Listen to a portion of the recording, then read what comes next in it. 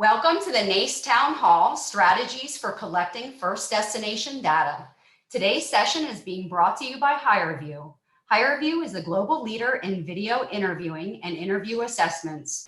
Their enterprise-grade platform provides a faster and equitable way to evaluate talent.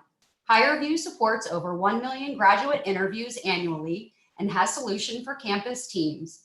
HireVue has hosted almost 15 million interviews for its 700 plus customers.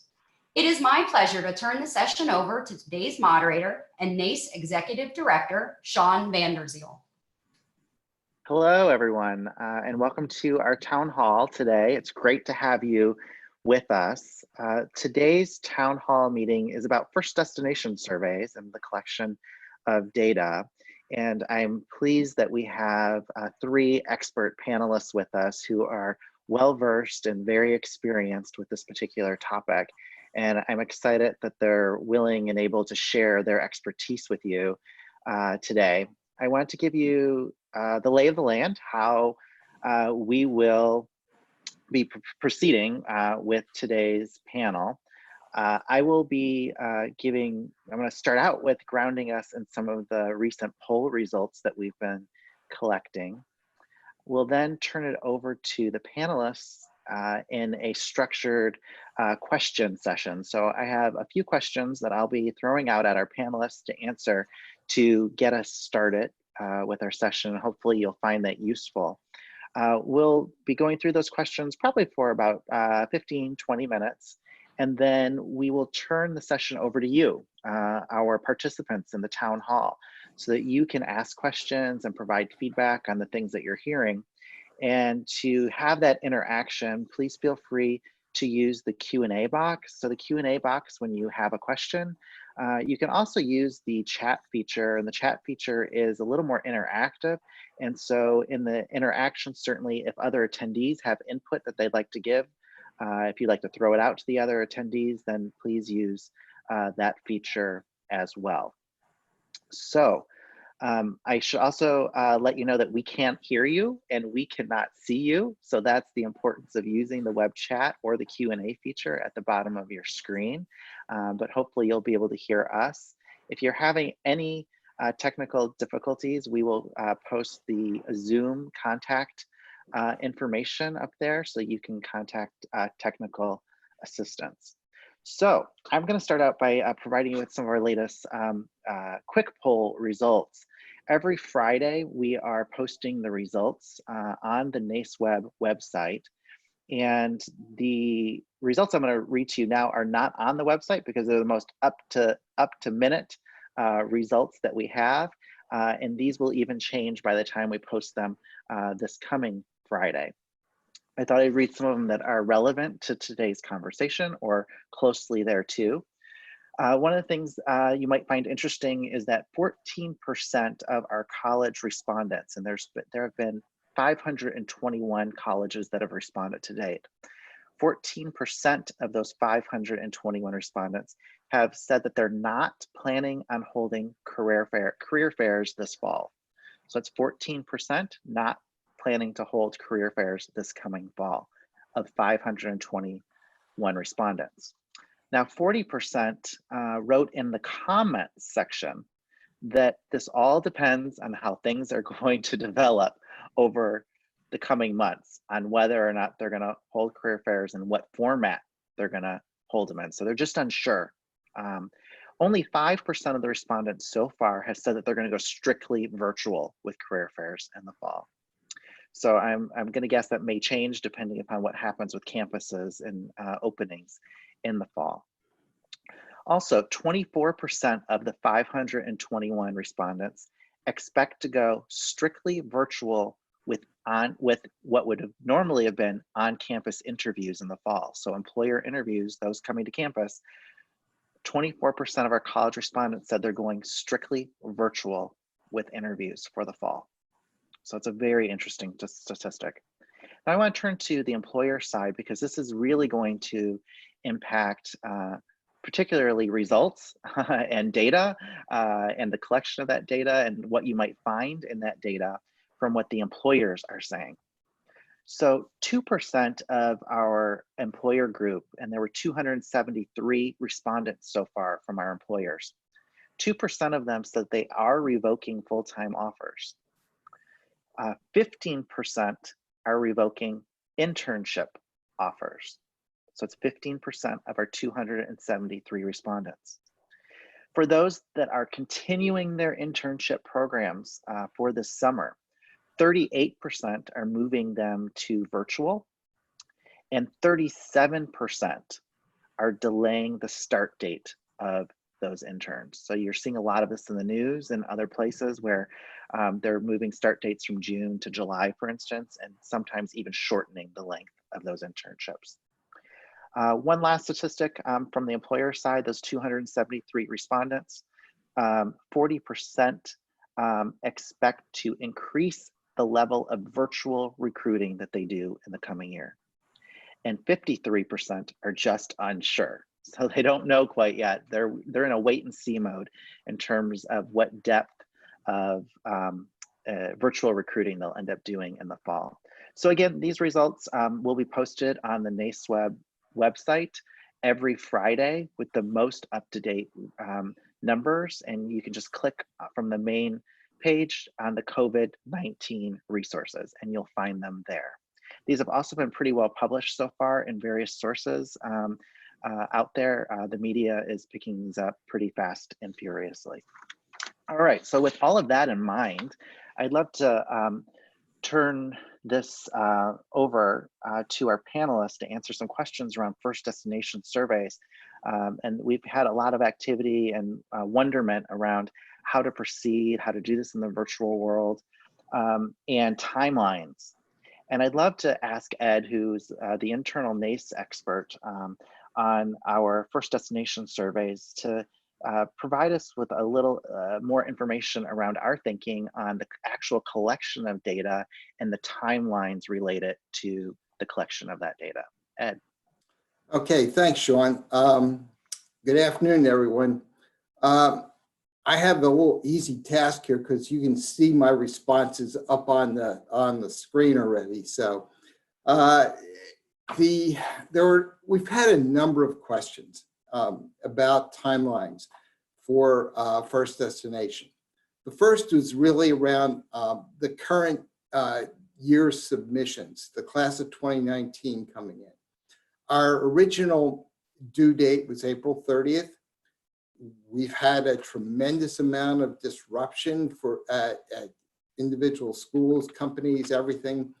And recognizing the fact that we've had this disruption that it's caused kind of chaos at all levels, we've extended the due date for the class of 2019 submissions to June 30th. This isn't the first time we've changed the due date for data submissions. We've actually, the first year we had it was March 15th, then we changed it to March 30th, then we changed it to April 30th. So we have had different timelines for how long you can take before you submit your data to us. So that this kind of flows with what the situation is on a particular year. By contrast, in terms of data collection, we've always been extremely consistent as to the data collection period.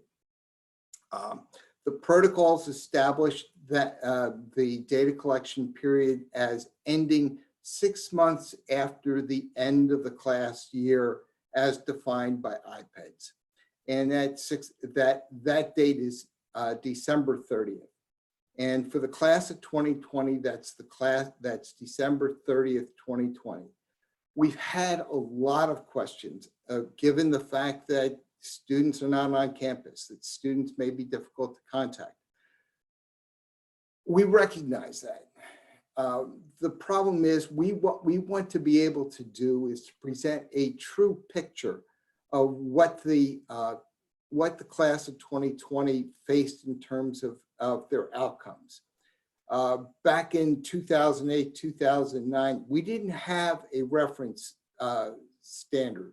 We didn't have a benchmark that we could actually put up against what the reality was during that recession. We want to be able to do that for this period. We recognize that it's likely to be a downturn. The outcomes are probably not going to be as strong as what they would have been had the economy continued. But that's really important for us to be able to say up front that this is a true picture of what the outcomes were for the class of 2020. The NACE, what our objective is basically to provide an overall picture of what the recruiting period or what the recruiting outcomes are for a class, and to be able to benchmark that against other classes. And we don't actually focus on individual schools. We never actually publish data about an individual school. So that's different. And so, you know, our objective is the overall framework. From an institutional standpoint, what we've always allowed you to do is, while we ask you to report to us the data by December 30th, we don't require that you put that up on your website or publish it in any way, shape, or form. You're free to modify that, as you're free to modify the questions that you ask in your outcome survey. That will continue. You're free to change that.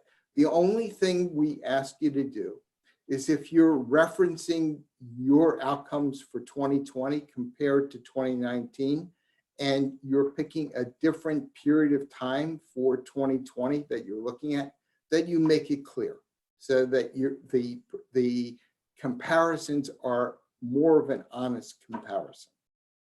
So. Great. Hey, Ed, can you, we had a question just about the actual submission of data. Can you just reference how someone would know if, let's say this is their first time going through and submitting the information, how would they actually go about doing that? Okay. Or where could they find the instructions for doing that? All right, the instructions are on our website. If you drill down under first destination, under research reports and first destination surveys, the instructions are there. What we do is we send out an Excel template, spreadsheet template that you can fill out with your aggregate information, and then send it back to us. The instructions are on the template. You can send it to research@naceweb.org and we'll get it, and we'll process it. That's all you really have to be able to do. Great, thank you, Ed. I'd like to ask Manny a question to get us moving around strategies for collection of data. Obviously, things have changed a lot on college campuses, and we're not physically there. And this presents a number of challenges because people often had a way of doing that in a physical way. But I'm curious if you could share with the folks listening some of the best practice strategies you've employed and you know of to collect those virtually and without having that physical presence on campus. And then a second part to that question, which would be for those career centers that aren't the ones to capture data, and maybe there's another office that does that on their campus, like institutional research as an example. What are some of the best practices for that partnering, and how might that have changed in this virtual world, or how might you leverage those departments? Right. Well, there's a lot to cover there, Sean. Yeah. Thanks for that great question. And I would say first, good afternoon, everyone. And I would say in chaos, there is opportunity. And I think as we're facing all of these challenges, it really does give us the opportunity to shift our own paradigms about how we think about these data and how we can leverage these data. And I'm sure during the course of the discussion, you know, we'll be probing that from a couple of different ways. But first, I would say the following. I think there's a real opportunity here to kind of move from the tried and true notions of passing out a survey at graduation, which a lot of institutions do. But the reality was you got a high response rate, but more often than not, you didn't still know the information that you wanted to know. You had a lot of students saying, well, I'm still looking, don't know yet. So the idea of following up with students, very typically with email messages or periodic, personal follow-up, I think that this whole shift to a virtual world has really allowed us to kind of balance that virtual connection with more personal connections. So I think one of the best practice strategies going forward is, this information is really terribly important. And I would argue, frankly, it's more important than ever before, because I think students need to continue to get these positive messages that employers are hiring. We need to be able to celebrate the instances when they do. So that's why putting the focus on collecting that information and shifting to a virtual format is one of the most critical strategies for all of us going forward. Finding out who those students are that are graduating, crafting a thoughtful email, including the electronic version of the survey, or working with your institution, who right now is probably doing a lot of virtual setups, to take the survey questions and put it, let's say, behind a firewall on a website where students can go in and provide that information to you. I think these are real opportunities to be thinking about that now and taking advantage of that virtual culture. It's also terribly important. The second part of Sean's question was really in and around those of us that just don't have the resources, the bandwidth to try and collect these data ourselves. And I know one of our panelists, one of our attendees, Mary Watts from Columbia College, said, I'm a one-person office, and I'm sure she is partnering like everyone else to say, how can I collect these data? So this is a really important opportunity for those of you that are not doing this and may be relying on academic departments or your own institutional research or decision support offices. Now's the time to be dialoguing with them. Now's the time to compare notes about how might we want to shift our strategies. And look, I'll be honest, there's not one silver bullet solution that fits every institution. Instead, what you have to do is take advantage of this virtual space right now and ask yourself how, just like you're asking yourself, how am I engaging with graduates now to help them with their job search? Think about those same modalities in terms of how you can engage with them about collecting this data. I think that personal and ongoing outreach that you could and should be doing is really going to pay off incredibly powerfully, not only for your institution in terms of these data, but also the individual students that you're working with. That's great. Jen, do you have anything to add to that? Sure. Well, I've been in the virtual world for almost 10 years now, and I can tell you, you can do this. It's possible. Our knowledge rate is in the 90th percentile for quite a few years. So it's possible. So hang in there. I know it seems a little daunting, but what Manny said is really key. It's that personal touch.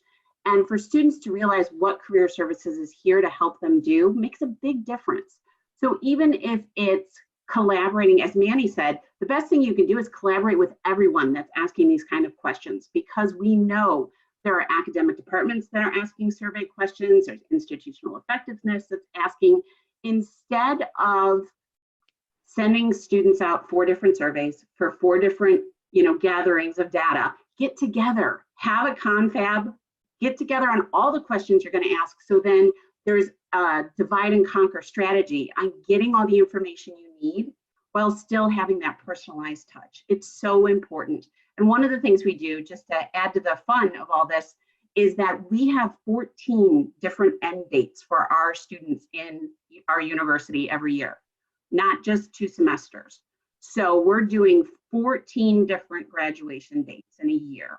So what we do is we reach out to those students a few terms before graduation and say, Career Services is here to help you.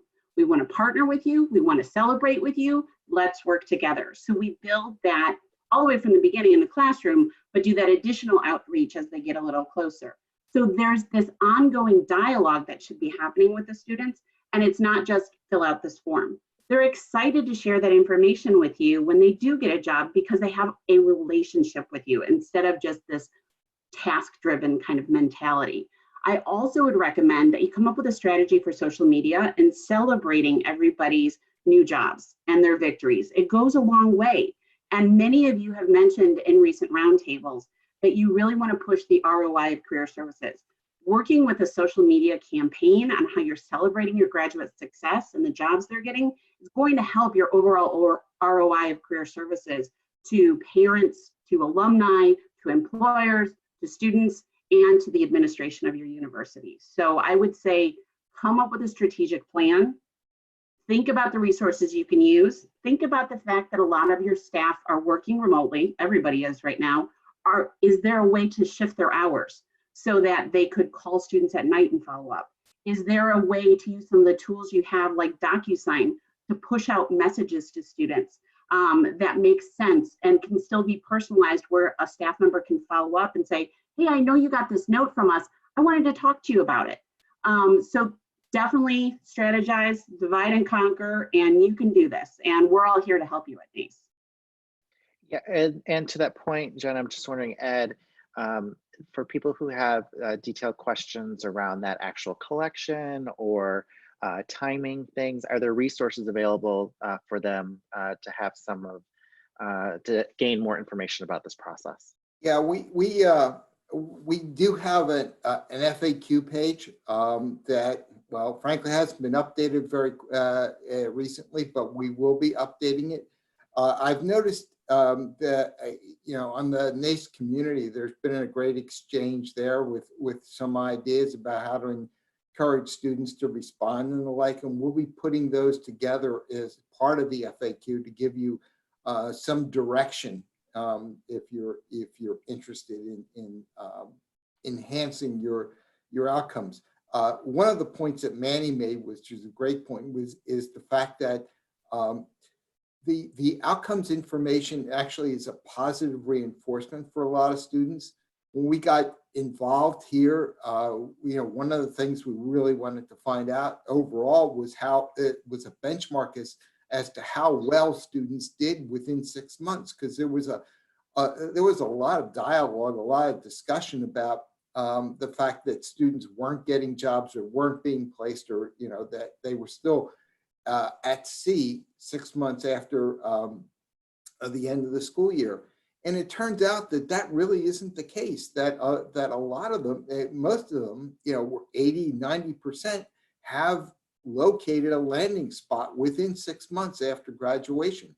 And consequently, that's kind of real positive reinforcement for people who may be struggling at the outset to continue to go forward. That's a good point, Ed. And Jen started to touch on this too, that we know that the outcomes are going to be different this year. They just are. There's an economic impact that's happening right now, and people and their ability to actually even start jobs, right? And so there are a lot of comments that are coming through around the sensitivity of asking for information right now, the movement of dates, considering the job search process, et cetera, et cetera. I'm just wondering what advice our panelists have around, one, the sensitivity of the timing that we're in and asking some of these questions. And then two, what about that data? It's not going to be as good as it has been in the past. Yeah, let me just say that, we're all trying to be sensitive to not being tone deaf, right? I know everyone has that sensitivity of like, gee, is this the right time for me to ask students? I know that they may be struggling. And I certainly appreciate that. And I think it's very, very important. But by the same token, I think you could do that in a thoughtful, supportive way. Remember, this is not just a transactional kind of give me data because it's important kind of thing. This gives you an opportunity to think about that messaging in a far more student-centric, sensitive kind of way. For example, when you reach out, don't say, hey, just here's a survey I'd like you to fill out. Just say, hey, just want to remind you that our team is here to support you in your job search. We know it's going to be a struggle. So we just want to remind you that we are here to help you. Here are some things you could do. And by the way, if you found a job, We'd love to hear from you. Here's a survey that could help us understand where you are at relative to that search. So you can craft messaging that's a lot more sensitive rather than transactional. I think that's really terribly important, and that kind of minimizes the fears about, being tone deaf in this difficult time.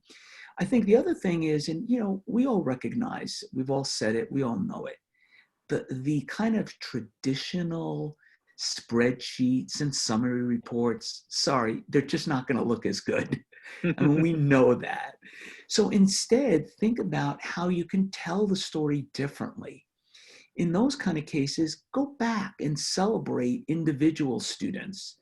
Talk about those, highlight those in your reporting and in your the kinds of things that you do to help demonstrate to the community about the value of career services. That celebration piece, you can highlight students from each of your various schools and colleges or at different degree levels and talk about their successes. Because one of the real opportunities that you have here is as you're collecting these data, think about it as useful beyond just the statistics. Think about the students who've had a successful search. Could you bring them in and ask them to volunteer on a virtual panel? Could you ask them to share some of their success stories with other students who are still looking? I think, again, that kind of cycling of this information and thinking about leveraging it in different ways than we have in the past is really, really potentially impactful for your efforts. Jen, do you have anything to add to that? Sure. I would just say some people are asking about like making it mandatory for students and requiring them. I think if you inform, you're going to get much further than making something mandatory. So one of the things we do on our form that we send out before we just we don't automatically send it to people. We have a discussion and an introduction first and talk about why we're here to help them. But one of the things we do at the very top is explain why we're collecting this data.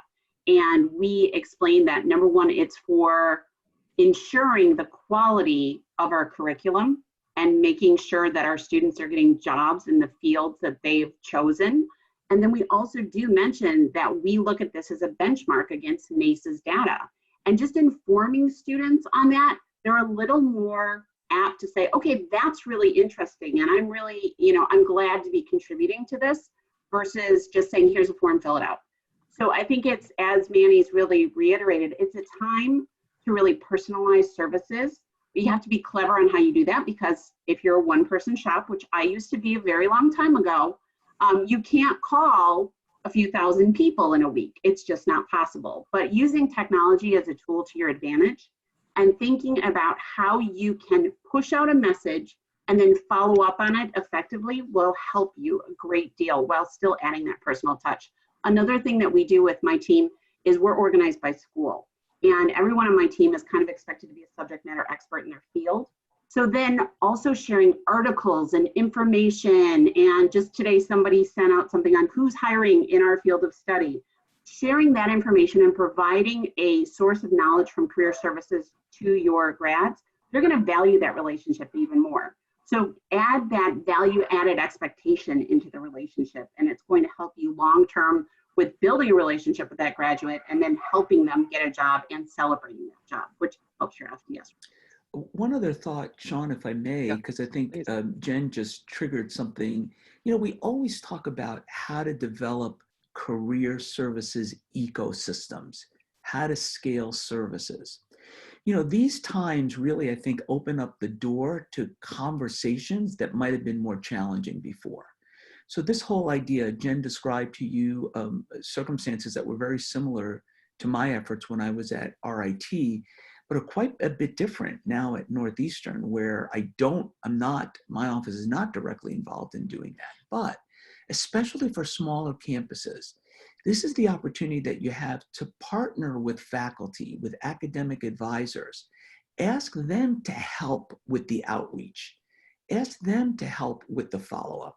I think what you'll find is when there are times when everybody is sensitive to the pressures that students feel, people are kind of more open and willing to do things that they think might be helpful to those students. So there's another opportunity to not, again, take this all on your shoulders, but think about who can you partner with and who could be part of this, this effort.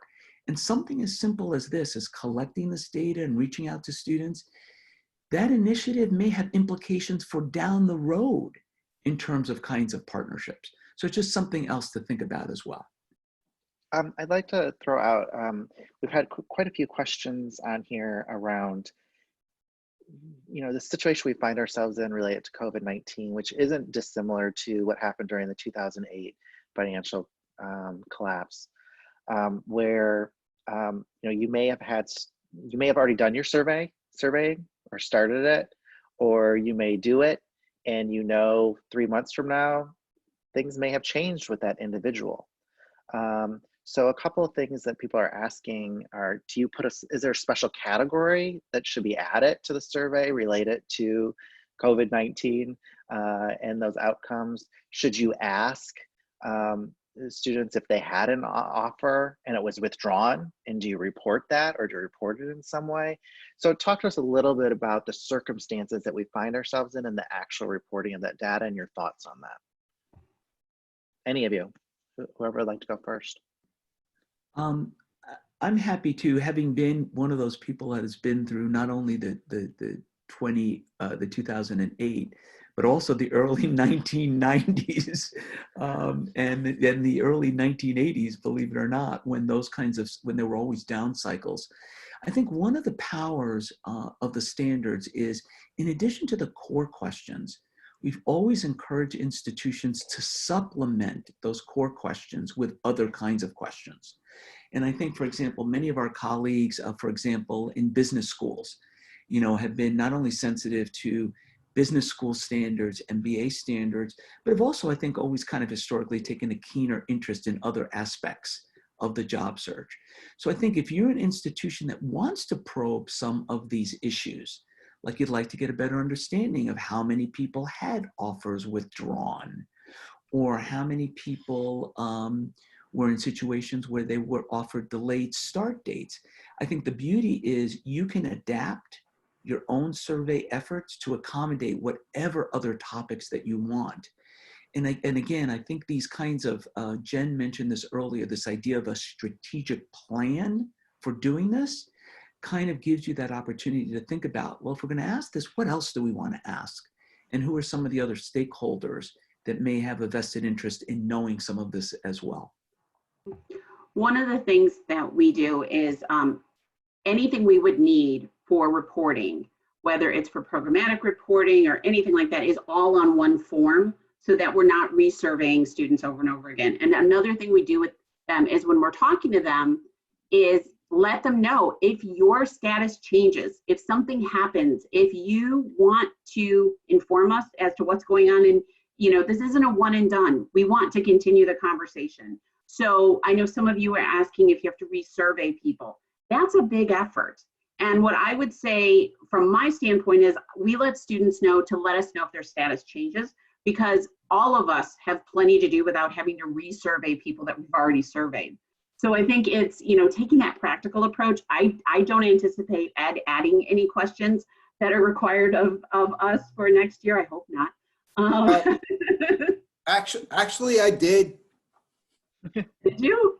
Yeah, well, we changed the standards and protocols to include gender and ethnicity. So I did put them in only for the summary data at the degree level. But So, you're not planning on adding any additional COVID-related questions? no. No, and most universities have a way of tracking that. I know we just added something at our university where we're tracking if students are impacted.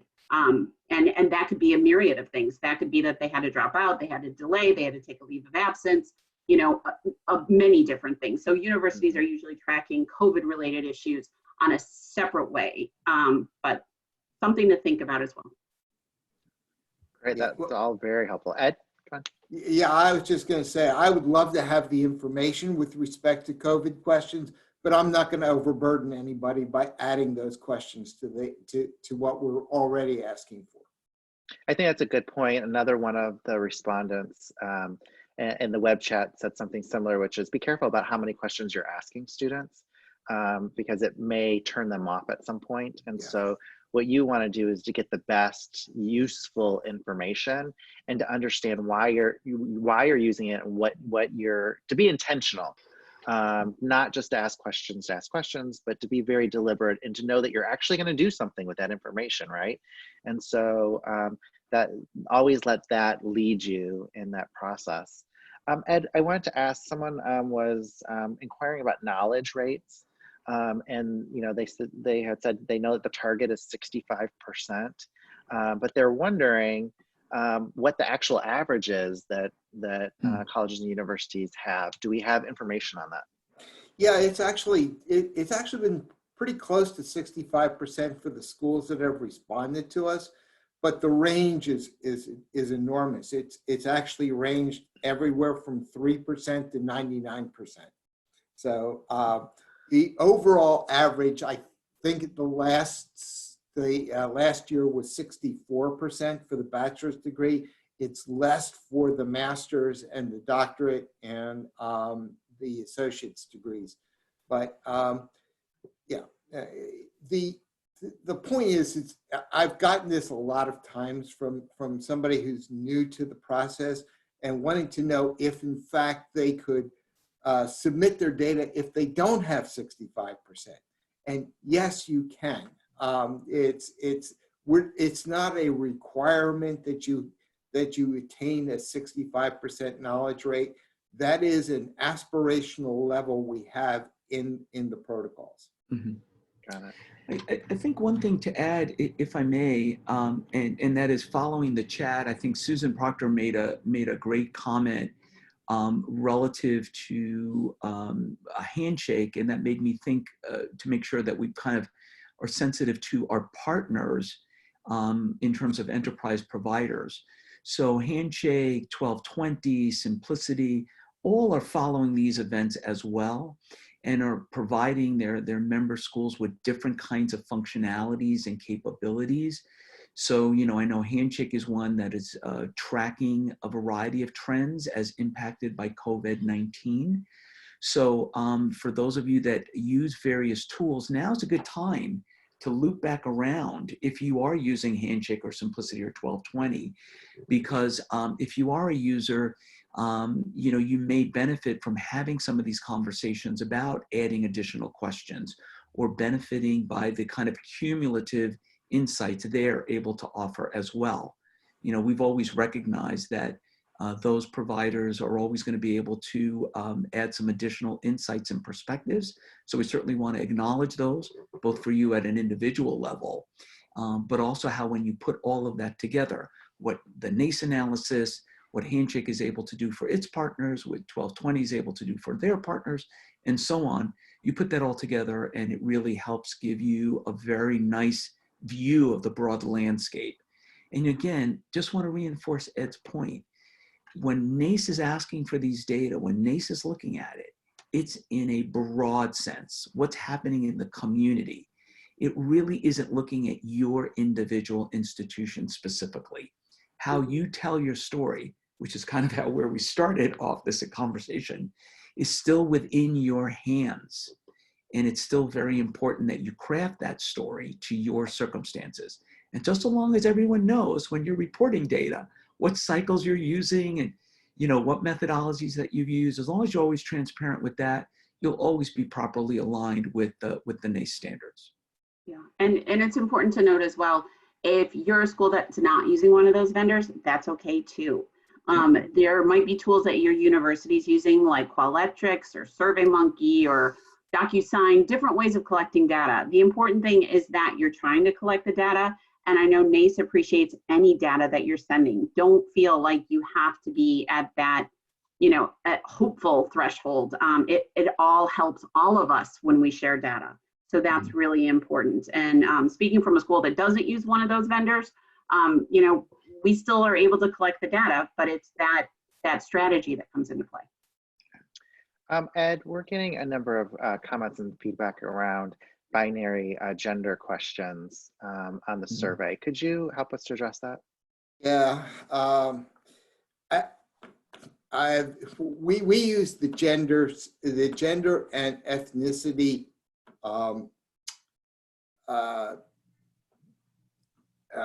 targets that iPads uses. We just went with what the we wanted it to be consistent with what with what's collected by the federal government. And I understand that that's kind of an awkward situation right now since they just use male and female. But that's why we went that direction. The same thing with the ethnicity categories. We stuck with what the current ethnicity categories are that iPads uses. Since a lot of our data is actually generated by institutional research, not just career services, we wanted to actually make it easier for them, since that's the way they have to report to the federal government. It's a little easier for them to keep those standards the same way. I think certainly, even based upon the feedback here in the chat, it's something that we will address and we'll take a look at. And you have our commitment that we will figure a way forward to make sure that this is certainly user-friendly, but also reflects where we are in society today. So we'll take that on going forward. I will say that in our own student survey, we have a non-binary choice among gender, but for this, we wanted to be consistent with the way data are reported to the federal government. So, yeah, so we'll figure out a way forward. Exactly, we can certainly be a leader in this way and help to push some of this forward. So we'll be working on that. And Ed, I just want to circle back one more question just to clarify, because there was a question about this one more time around kind of the unemployment question that people might find themselves in. So, I've surveyed somebody now, but then I find out in December that the person's actually unemployed. What do I do? The protocols, the revised protocols that we had is that the latest data that you have is what you go with. So if they find out in December that the person is unemployed, who originally reported employed, they go with unemployed. If in fact it changes to being employed or at a higher salary rate, then you go with the employment or higher salary rate. Okay, great. I'd like to just ask the panelists, knowing kind of where outcomes are going, what might be happening, are you doing additional things to help students with the actual outcomes? Are you doing something different with the job search efforts for those students coming upon graduation? And Manny, certainly, as you alluded to earlier, you had lots of experience the last time we had a downturn in the market. Are you seeing similarities to that time period? Yeah. Well, I think certainly we're seeing similarities. I think that it's very unclear with regard to the long-term impact on the job market. I think it's likely we will hit at least some kind of recessionary period because the overall shock to the system, never mind the federal investment in rescue packages, if you will, to individuals, corporations, including higher education, by the way, is all going to play its toll. But I do think, and Jen can speak to this, I'm sure as well, going through these cycles, the formula is kind of basic. You have to look for where there is job growth. You have to really emphasize that. And clearly, anything in the healthcare, medical services, as an example, is clearly an area that is continued to have a significant need in talent. I've been frankly surprised by the employers that are still posting jobs, still interviewing virtually, still looking to hire people. And I think that we have to continue to focus on those kind of positive messaging and make sure that student candidates understand that, and that wherever we know those opportunities to be the case via job postings or online application, that we're getting that in front of students. I think the traditional way of thinking like, well, let's get it posted and then students will apply and the process will continue. I think we have to be a lot more aggressive with helping those students who are still looking. And I know Jen has done this in the past, so have I, where we're really, you're having difficulty. Will you give us your okay for us to forward your resume to employers that have an interest rather than wait to post and then have you find it and apply? So I think like these kind of expedited, let's cut out some steps in the process is always very, very valuable. So creating resume books, getting students permission to send their resumes, in anticipation or for particular openings before they're posted are some of those strategies that allowed us to kind of cut out those interim steps and get candidates in front of interested employers as quickly as possible. Mm-hmm. Absolutely. I agree with all that, Manny. And I would also say another thing that we really emphasize heavily is it's about the quality of your search, not the quantity. So if you're just taking one resume and spraying and praying with your students, that doesn't help anybody. So it's really important that, and it's something we do with our students, is really educate them on breaking down the job description, looking for exactly what the employer is looking for. And then you may have to customize your resume to really highlight those skills. With the ATS systems being the way they are today, you've got to get through the first glance to really be able to sell yourself. So we focus a lot more on the quality of the search than the quantity. And I would also tell people to really think about new industries. Like in healthcare, telehealth is a big growing field. So do you have IT students that have an interest in healthcare? Could they do something in telehealth? Or if you've got a health informatics program, are you promoting the latest opportunities for those students? So it's really thinking outside the box as well.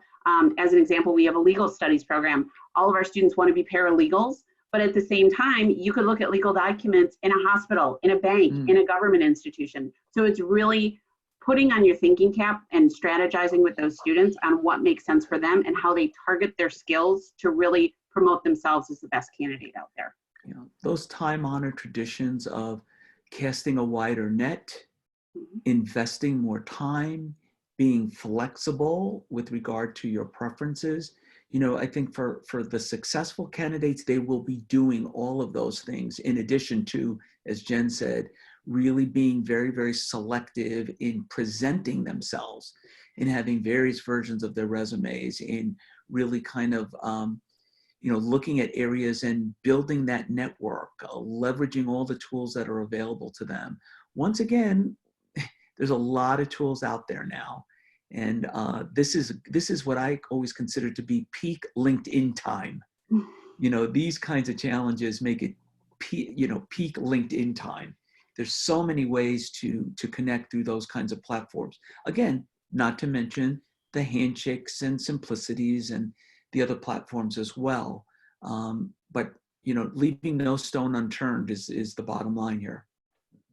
Absolutely. There's a lot of chatter around the terminology and collecting data. There's that notion of collecting the latest data, but the latest data isn't necessarily the first destination.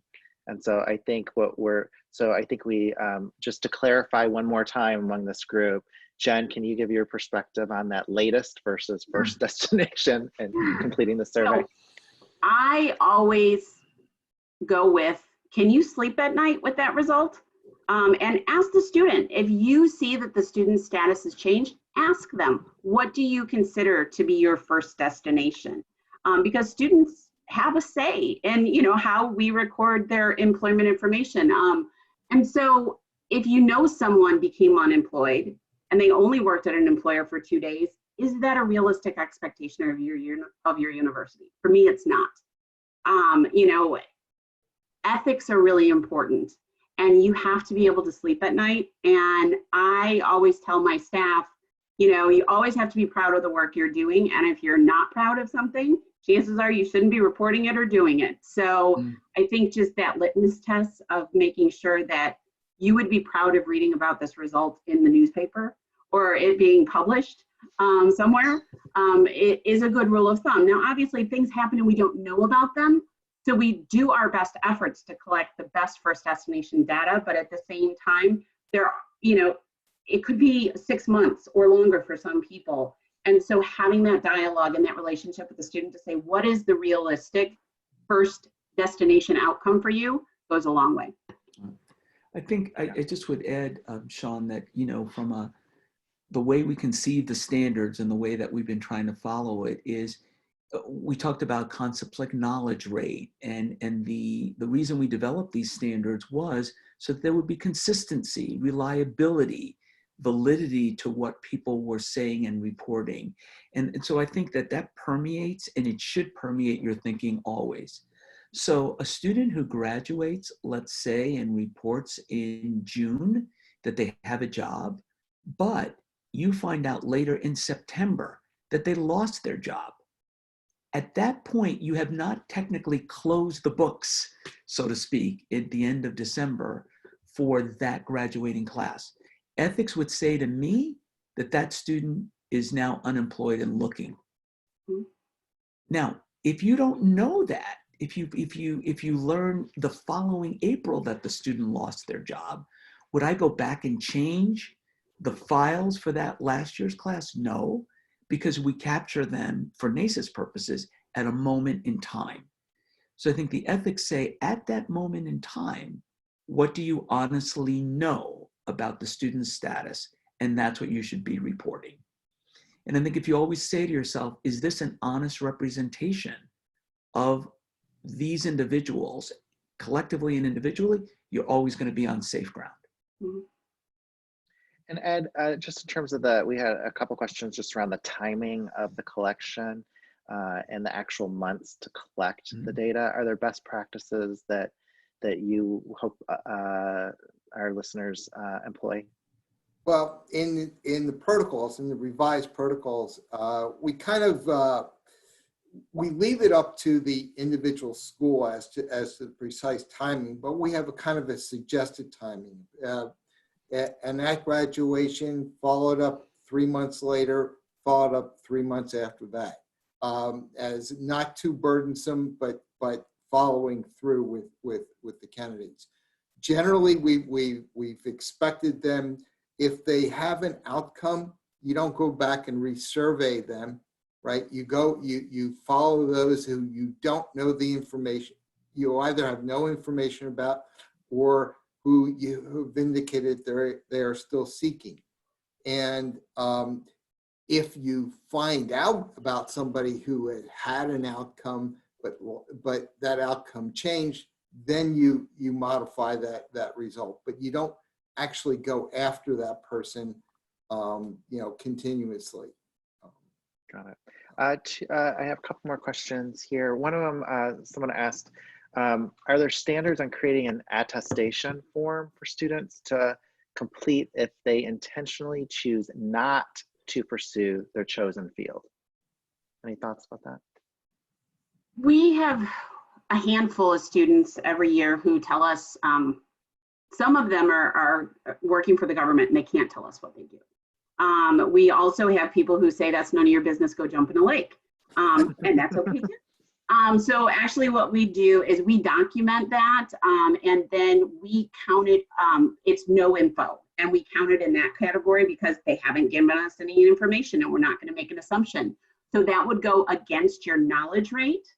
And that's kind of where you're taking the hit, is on your knowledge rate. But even with those situations that we deal with, on an annual basis, we've still got a really strong knowledge rate and a very strong career outcomes rate that I'm proud of. And again, I can sleep at night with. So I would never assume anything or try to cook the books with the numbers. I mean, it is what it is. We don't have information and they're not giving it to us. So it's no information. Jen, I'm going to ask another question of you because that someone asked her, because I know that you've had experience with this. They asked about LinkedIn. Like, what about LinkedIn in this process? Can it be used? Have you used it? Years ago, it was in standards and protocol. I don't think it's in the latest, but I also, we don't use it. We have to actually speak to the graduate or have them fill out the form. So we don't use it, but we're different than other people, and that's just something we've decided as a university to do. But that, talk to your university, see your comfort level, see what your comfort level in that is. I don't know why someone would lie about having a job on LinkedIn, but at the same time, if you could talk to a faculty member or a parent, if that student's not getting back to you, speaking to faculty members or parents is in the standards and protocol, and that's something that may be a shortcut for people to validate. And maybe you see that as like a first source of information and follow up on it.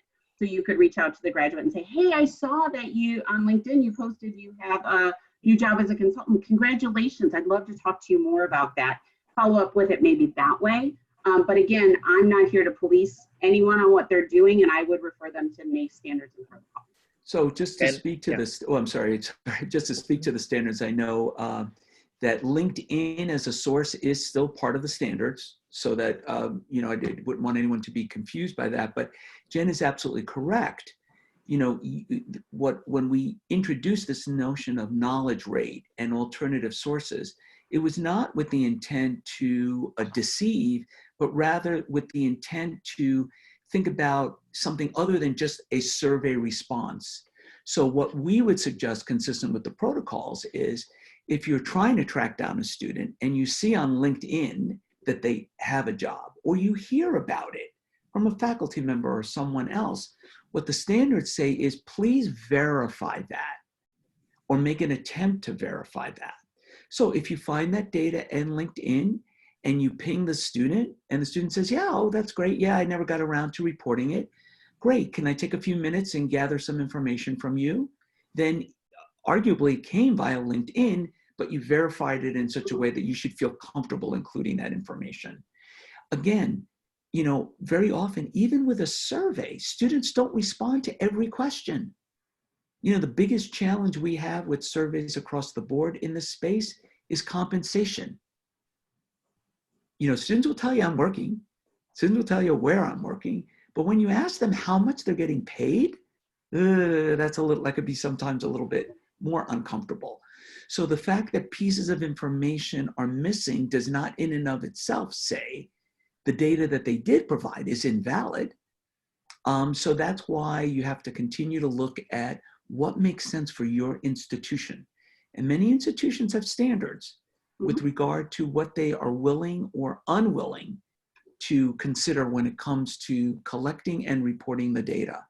But the NACE standards is merely that way of bringing uniformity to it and giving every career services person a starting off point to have that discussion within their institution.